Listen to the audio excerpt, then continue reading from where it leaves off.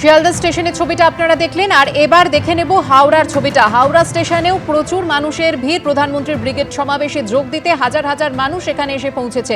ঐশী মুখোপাধ্যায় আমাদের প্রতিনিধি রয়েছেন আমাদের সঙ্গে। ঐশী, হাওড়া স্টেশনের ছবি। দেখো, হাওড়া স্টেশন চত্বরে যে ছবিটা ধরা পড়ছে এই মুহূর্তে, খাওয়া দাওয়ার যে ব্যবস্থা করা হয়েছে সেখানে বিজেপির কর্মী সমর্থকেরা তারা আসছেন এবং এখানে প্রাতরাশ সেরে কিন্তু এখান থেকেই মূলত তারা এগিয়ে যাবেন ব্রিগেডের দিকে।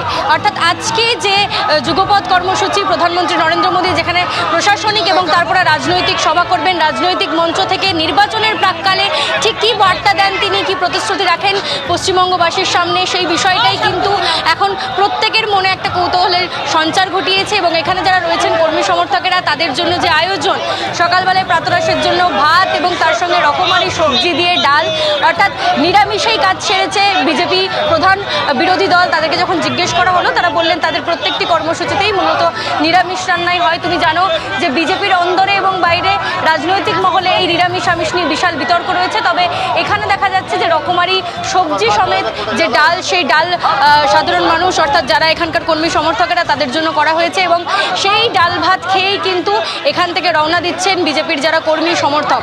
সকালবেলা থেকেই কিন্তু এখানে ভিড় রয়েছে। বাঁকুড়া, আলিপুরদুয়ার, পুরুলিয়া, বিভিন্ন জায়গার থেকে যে কর্মী সমর্থকরা এসেছেন তারা রয়েছেন। কোথা থেকে এসেছেন দাদা? কোচবিহার থেকে। এই যে আজকে কোচবিহারবাসীর জন্য উন্নয়ন এবং হচ্ছে পরিবর্তন দরকার। বর্তমান যে ভবিষ্যতের পরিস্থিতি খুব খারাপ, সেখানে পরিবর্তন চাইছি। আর চাকরি আশা অবশ্যই করবো, কেন করবো না? পুরো ইয়ং সমাজ এখন চাকরির জন্য ভাতা দিয়ে চলবে না। এই যে যুব সমাজে ভাতা দিয়ে শুধু চলবে না। বিভিন্ন জায়গা থেকে ইতিমধ্যেই কিন্তু মানুষ ভিড় জমাতে শুরু করেছেন। কিছুক্ষণের মধ্যেই একে একে মিছিলগুলো রওনা হবে ব্রিগেড প্যারেড গ্রাউন্ডের উদ্দেশ্যে। ঐশী, ধন্যবাদ। আর এবার আপনাদের দেখাবো মূল যে মঞ্চ, সেই মঞ্চের যে সজ্জা। ব্রিগেডে প্রধানমন্ত্রীর মঞ্চে এবার দক্ষিণেশ্বর মন্দিরের ছোঁয়া। 80 ফুট চওড়া মূল মঞ্চ, যেখানে দক্ষিণেশ্বর মন্দিরের ছবি থাকছে। দক্ষিণেশ্বর মন্দিরের পাশাপাশি ফুটিয়ে তোলা হচ্ছে বাংলার সংস্কৃতি এবং ঐতিহ্যকে। দার্জিলিংয়ের চা বাগান থেকে বাঁকুড়ার টেরাকোটা শিল্পের ছবি জায়গা পেয়েছে এই মঞ্চে। সভার আগে মঞ্চ ঘিরে শুরু হয়েছে রাজনৈতিক চর্চা।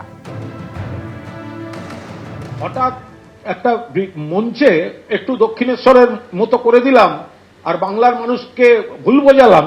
বাংলার মানুষ অত সহজে বিভ্রান্ত হন না। মাননীয় নরেন্দ্র মোদীজি বেলুড় মঠে রাত্রি যাপন করেছেন। এর থেকে কি বাংলার সংস্কৃতিকে নিয়ে কি বলছেন? বাংলা ভাষাকে ক্লাসিক্যাল ল্যাঙ্গুয়েজের মর্যাদা দিয়েছেন। এসব কেন বলতে হবে? এবিপি আনন্দ, এগিয়ে থাকে, এগিয়ে রাখে।